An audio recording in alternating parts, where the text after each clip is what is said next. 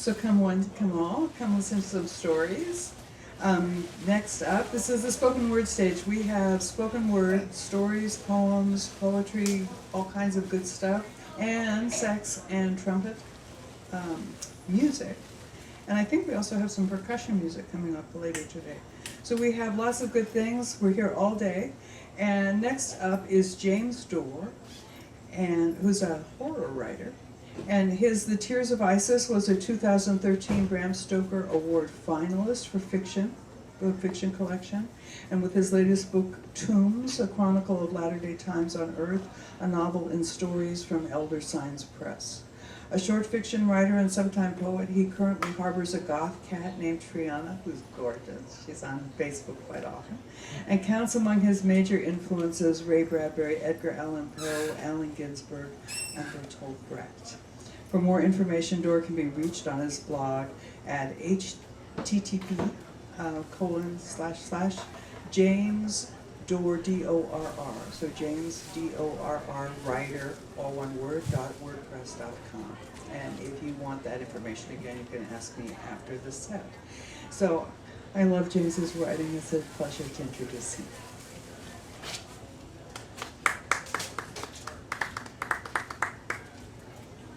Thank you. Let us see, the mic won't move, we'll move the stool. See how that looks. Am I hearable? Of course I am. Down just a tad. Okay. Good enough, we think. We'll see, and it's a small room anyhow. Big crowd, but a small room. It had been a time when the world needed legends, those years so long ago, past now, because there was something else legends could offer, or so the poet believed. He didn't know quite what. Ghouls were not skilled at imagination. Their world was a concrete one of stone and flesh, struggle and survival. Survival predicated on others' deaths. Far in the future, when our sun grows ever larger, scorching the earth, when seas become poisonous and men are needed to guard the crypts from the scavengers of the dead, a ghoul poet will share stories of love and loss, death and resurrection. Now that's part of a blurb of the mentioned in the introduction, book Tombs, A Chronicle of Latter-day Times of Earth. And I've actually written quite a few stories based on that universe. And what I'll read today is one of those, although also not in Tombs.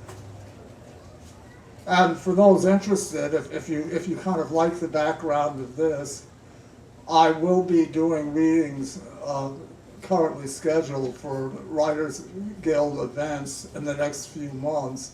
One of them will be the first Wednesday spoken word on October 5th, which I believe is a virtual setup, and they can probably give you information at the desk back there. And then the next month, November 6th, a First Sunday Prose, which is planned to be live at Morgenstern's Books, for better or for worse.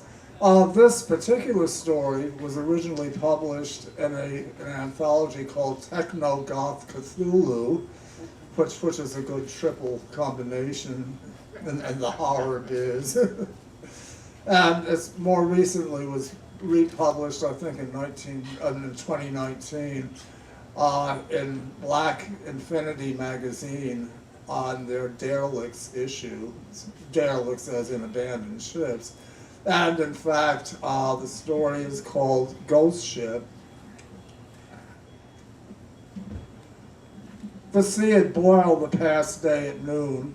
Just the surface, of course, and far enough distant from our island's shores that it posed no danger, but we could see the plume even past the sun's setting, blocking the light of stars. Even the stars seemed large in the south where we lived, as if they too were reddening and growing so that each summer's heat dwarfs the prior year's memories. Such was our island land, glistening and baking, yet moistened by ocean winds. thus moderated and clouded much of the year, where I should say we lived, where we had cities and farms and orchards, where we took commerce in, exporting in our turn fruits and exotic fish. Yes, we were fishers too, where we had great ports at rivers' inlets, much as on your mainland, even this far north. I feel the cool here, you know, almost to such point to cause me discomfort, I who am from the far south, yet who have no home now save it be this vessel, and where it may be from. He paused then a moment, this lone narrator aboard the ghost ship, as they came to call it. The three on the fishing smack later returned to their own port that morning. They hove to when he called, not to allow boarding, for he did not wish that, simply to listen to this figure in wild rags, a chatter of sword as if sewn out of sailcloth, a rude hat perched on his head, dark as if stained with grime. All oddly hazy, the ship, the mast, the sails, as if surrounded by the dawn's ocean mist, rising to meet the sun. The sun itself was still mercifully down, but already showing a glow to the east, to match that of a setting moon to the west of them, to north their own home port. In silence they waited until he went on. I get ahead of myself. In fact, I do not know where the ship I sail upon has its origin. It was the south of us when we first spotted it, drifting in on the wind of the sun's last light, before darkness came to shift winds from land to sea. You men are sailors, you know of that which I speak. As I say, it arrived, no man aboard it, no answer to our hail, fouling itself on the bar, protecting our cove from the open sea. Thus in our harbor, yet standing off from our wharves, as I say, silent to our harbor guard's challenge. I myself had spent that day in my lover's bed, that of Dorr, who I was to marry. Arrangements had been made. So happily I, Lochiel, bid her farewell at last, leaving for my duty, that of a pole boater taxiing men in light cargoes from ship to shore. And women too, of course, all who might need access to and from vessels too deep drafted even for our longest piers to reach, those in our anchorage.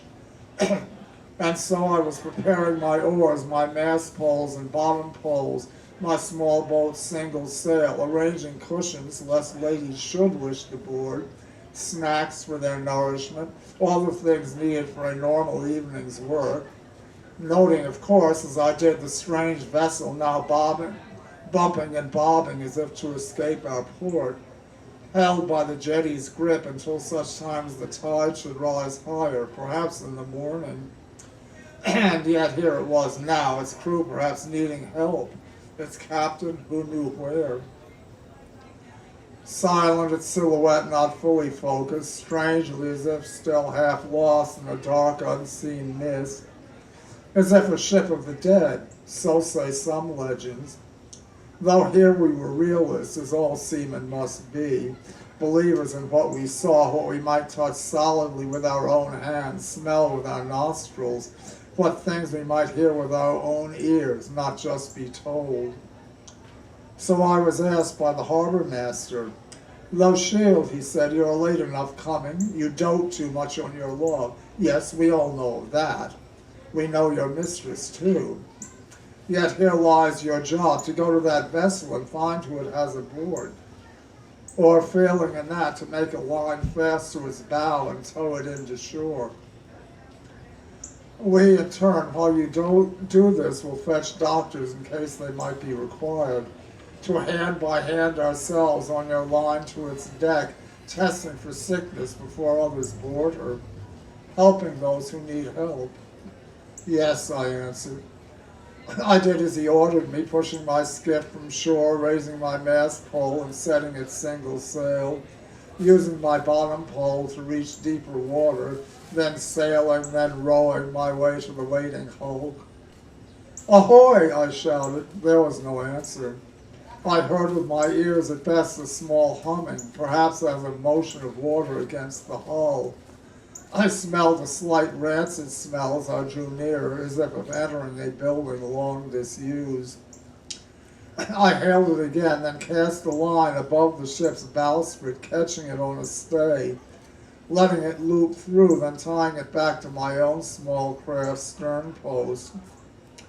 I used a winch aboard my boat to help kedge it free, and so rowed it that way to shore, casting more lines ahead to the pier, and those who waited there helping me pull that way until the vessel was close enough for boarding. Not by me, mind you, but the harbor master, followed by doctors as he had promised, while I, in my turn, cut my own boat loose to take back to its mooring. I called for Dorr. She lived not too far from shore. Dorr, I told her when she came downstairs, this is a new thing, a thing we must both see. Put on a day chatter in case we're out until dawn, if it should take that long for port officials to find out this ship's secrets. Put on your day mask and hat, too, for privacy, lest others spy on us. She giggled at that. Although, yes, you're right, we ourselves have no secrets. She kissed me to hush me, but then found her day mask. Perhaps I shall carry it, that and my sun hat, though it seems more dark now than I had expected. Is not the moon shining? It is not fully risen yet, I said, kissing her back. I shirtless myself in ducks and boots only, for technically I was still on duty. The better, of course, for Dorr to nuzzle her face in my chest as I whirled her around, to face back to the ocean in, as she said, quite dark, even though it had not been that long since the sun had set. Arm in arm, we wound our way back toward the dockside, where we heard the voices of those on the ship's deck. No signs of living men. But look, a skeleton. That is a man's bones, yes? Yes, and look here, too. Then we could see better ourselves, I think, than those aboard the ship, or even the others who gathered close by to find out what was happening. We, who still at some distance, could see the entire scene. We saw what seemed a moving of sails and masts, that insubstantialness I had before noted, that unfocused mist seeming, now shifting, now falling, covering decks and rails. We heard men screaming, and then there was more motion, those on the dock running, those on shore panicking, everyone pushing, shoving, more screaming, trying to flee, as the dark shifting grew larger, spilling out on the quay as if a carpet, but living, moving, covering, too, those who ran the slowest. Dorr, I shouted. The screaming was that loud now, drowning out normal speech. Dorr, dearest, we must run ourselves. We must flee to the hills of the northern shore. Do you not have a relative who has a farm there? An uncle, yes, she said, but it is so far. I would grow tired too quickly. I understood our point. Our island was not that large, not just some small city, but a whole country, and if others fleeing as well choked the roads. I had an idea. Let us hurry this way then, I said, pointing to the far section of shore where my pole taxi was still moored. Far enough from the ship that we might make it safely, especially since whatever that darkness was, that rustling, moving mass, pursued the fleeing away from where we would go. She nodded, whispering, yes. Hand in hand, thus we ran, I behind, she before, scrambling, dodging, down the hill to my boat, she jumping in while I pushed it out from behind, then sculling, poling out through the breakwater into open ocean. And so we were then safe, at least for the moment. I set the boat's sail and tied down its tiller. It was late enough, but winds were now steady. I took Dorr into my arms and held her while she cried. What is it? She asked once. I don't know, I answered. We sailed that way half the night, anchoring offshore when the eastern sky lightened. My boat, by law, carried emergency rations, That as well as those foodstuffs and delicate liqueurs I had packed aboard, which she inventoried while I took the sail down, spreading it over the boom as a kind of tent, so to protect us from the day sun's blistering rays. Putting off eating, we slept that way through the light, each in each other's arms. When the dusk came, finally we resumed our journey, eating a little then, and so we went on for several nights more, the best part of a week, until finding the streamlet that led to her uncle's farm. We anchored below the cliffs, climbing the angled path up to the manor house, finding more heaps of bones. Dorr shrieked as I half pushed her, half carried her back down to the shore to the safety of our small boat. Pursued by darkness, but not of shadows or ghosts or magic, I say we were realists. We saw now what chased us. A ship's load of insects, of swift, starving cockroaches brought by necessity to become carnivores, having first devoured the ship's rats, of course, drawn from that vessel's hold, most likely by the heat from the sea's boiling. A heat which on deck would be hard enough to withstand, but at least up above one would be cooled by breezes, while trapped in the bilge below. I had an image of insects erupting to cover the decks, the masts, cabins, the flapping sails, eating whatever they found in their path. The ship's crew, its captain. Again, we anchored offshore when the sun rose, Dorr and I making love beneath our sail, realizing, you see, that that might be the last time. And then once more an idea came to me. Dorr, I said, it is clear there is no escape, not on land anyway. The roaches appear to have overrun everything, moving faster on shore than we can sail. And our boat is too small to sail over the ocean to find some new refuge.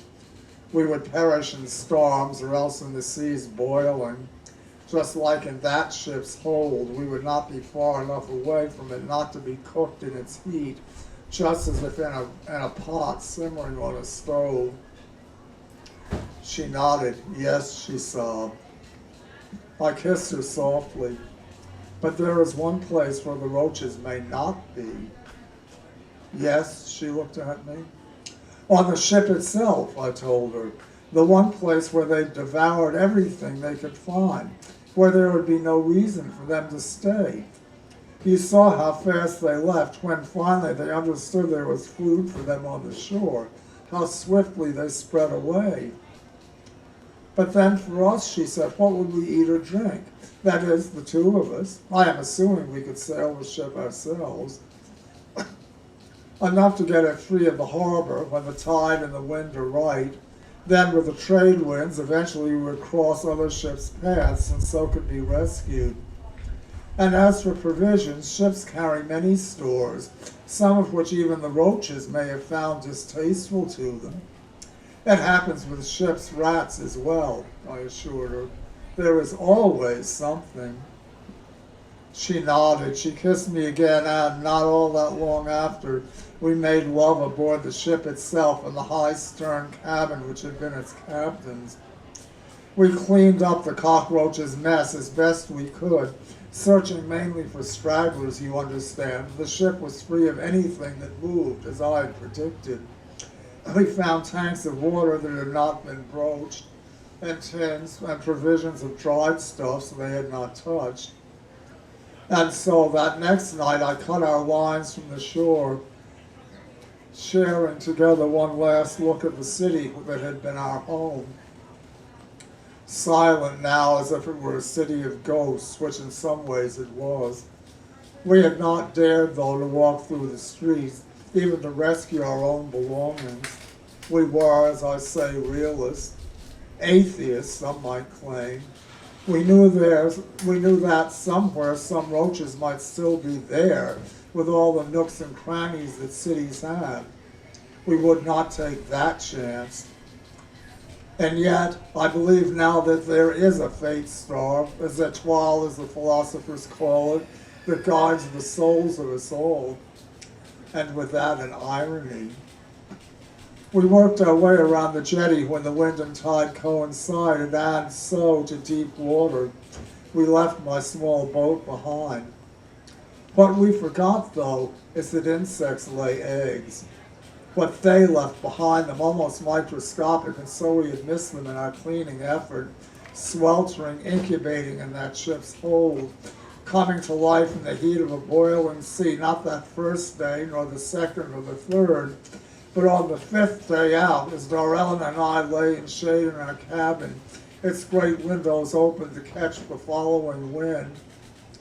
She screamed just once as a sheet of dark, squirming forms cascaded in on us, inundating the deck, the bed, falling down on us from walls and ceiling, carving the flesh from her bone in minutes. And not even roaches, as I could see now that they were upon us, at least not entirely, but something more dreadful.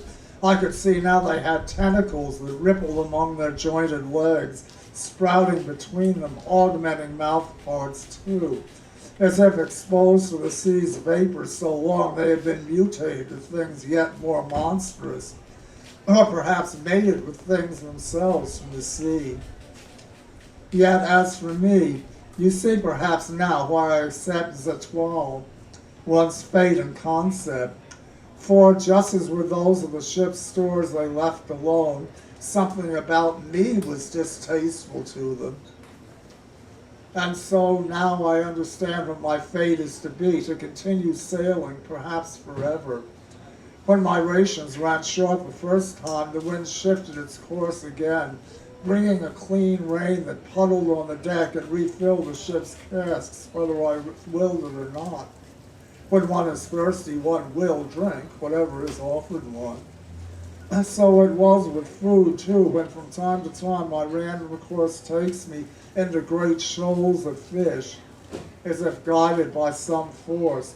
These practically leap onto the deck themselves, while below at these times, as I gaze from the bow into the ocean's depths, I see what seem to me shadowy forms with tentacles and jointed legs, much like the roaches that share this ship with me, but far, far vaster.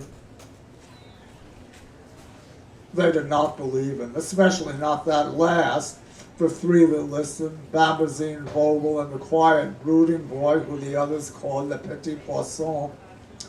Such hard-luck tales were far too common these days.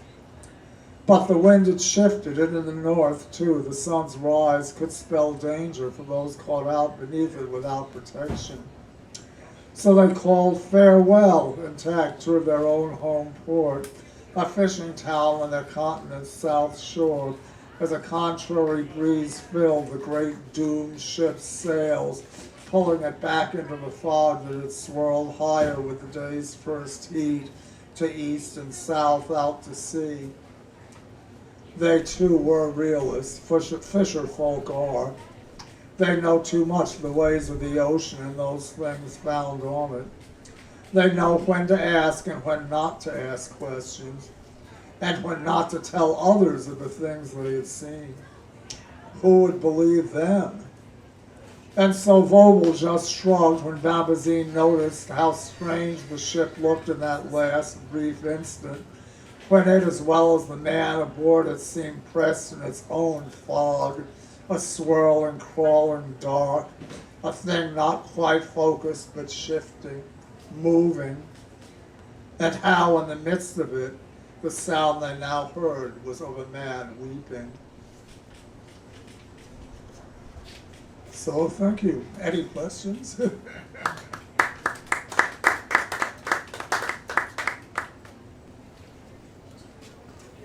So I've got about 5 minutes, and